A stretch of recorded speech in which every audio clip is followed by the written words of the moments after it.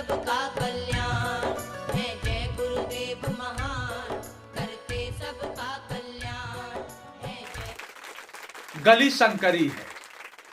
एक ओर से राजा आ रहा है, दूसरे ओर से साढ़ आ रहा है। अब राजा अगर कहता है साढ़ से, ऐ साढ़ हट, मैं यहां का राजा हूं, मुझे पहले जाना है, तुम बाद में जाओगे, तो राजा यदि कहेगा तो क्या साढ़ हटेगा? साढ़ राजा के लिए रास्ता देगा? नहीं देगा।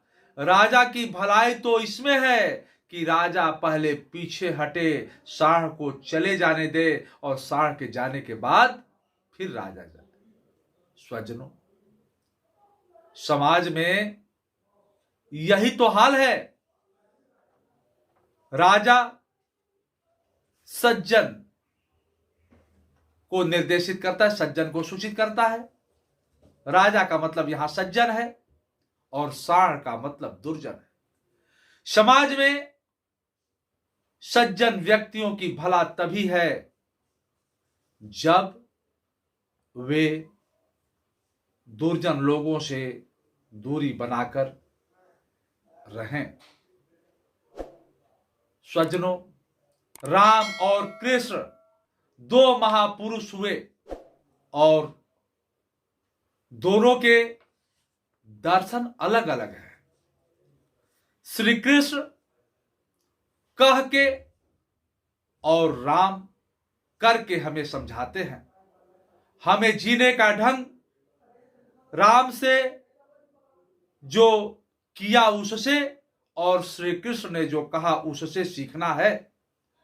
राम का जीवन और श्री कृष्ण का कथन हमारे लिए अनुकरणीय है। रामायण की सीता एवं महाभारत की गीता देश की संस्कृति है। राम के जीवन की घटना रामायण है, श्री कृष्ण के जीवन की घटना गीता है, आचार्य कुंद कुंद के जीवन की घटना समय सार है, और हमारे परम पूज्य गुरुदेव भगवान परमहंस स्वामी श्री अरगानंद जी महाराज के जीवन की घटना यथार्थ गीता है। स्वजनों, हमें महापुरुषों की अगर हम ध्यान दें तो उनके रहन सहन, उनके कृत्यों, उनके सानिध्य से भी हमारा कल्याण होता रहा है, होता रहेगा, होता है। हमें अगर दुर्जन लोगों से बचना है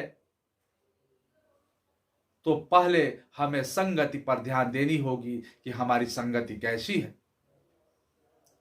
क्योंकि अगर हम महापुरुषों का सानिध्य प्राप्त कर लिए हैं, उनका सानिध्य प्राप्त है, उनके बताए हुए रास्ते पर अगर हम चल रहे हैं, प्रयास कर रहे हैं चलने का, तो निश्चय ही हमें दुर्जन व्यक्तियों से नुकसान नहीं हो सकता। हमें आवश्यकता है अपने आप को सुधारने की, अपने आप को अच्छा बनाने की, क्योंकि हम भले दूसरे के लिए कुछ भी कहें, कुछ भी सोचें, कुछ भी करें, लेकिन हमारे लिए हम ही को सोचना है। जरा सोचिए, 4 चोर थे, उन्होंने कहीं चोरी किया, 4 लाख रुपए उन्होंने चोरी में पाया था। बंटवारे की बात आई, कैसे बंटवारा किया जाए। फिर इसी संदर्भ में उन्होंने निश्चय किया कि पहले तो 2 लोग जाए, भोजन की व्यवस्था करें, और 2 लोग इस पैसे की रखवाली करें। अब हुआ यूं कि जो भोजन लाने गए वे रास्ते में सोचने लगे कि ऐसा करते हैं कि भोजन में जहर मिला लिया जाए और उन दोनों को खिला दिया जाएगा। ऐसे वो जिंदा रहेंगे तो 4 लाख रुपए तो 1-1 लाख ही बट पाएगा। अगर वो 2 मर जाते हैं तो हम 2 रहेंगे तो दोनों में 2-2 लाख बट जाएगा। अब सोचिए, जो भोजन लाने गए वो ऐसा सोच रहे हैं, और जो पैसे की रखवाली कर रहे थे उन्होंने क्या सोचा? वे सोच रहे हैं कि वो दोनों जो भोजन लाने गए हैं, भोजन लेकर आते हैं, उनको गोली मार दिया जाएगा, वे दोनों, और फिर जब वो दोनों मर जाएंगे तो ये 4 लाख रुपए में हम दोनों 2-2 लाख बांट लेंगे। हुआ यूं कि जब वो दोनों भोजन लेकर आए, ये जो दोनों पैसे की रखवाली कर रहे थे, इन दोनों ने उन दोनों को गोली मार दिया, वो दोनों मर गए। और जो भोजन लेकर आए थे वो भोजन ये दोनों खा लिए, ये दोनों खा करके उनको गोली लगने से मृत्यु हुई, इनकी भोजन करने से मृत्यु हुई, मर चारों गए। स्वजनों, पैसा क्या कहता है? आप भले पैसे को कहते हैं कि पैसा ये मेरा है, लेकिन पैसे ने कभी नहीं कहा कि मैं तेरा हूं। इसलिए अपने सत्कर्म से, अपने अच्छे कर्म से ही हम अपना निर्माण कर सकते हैं।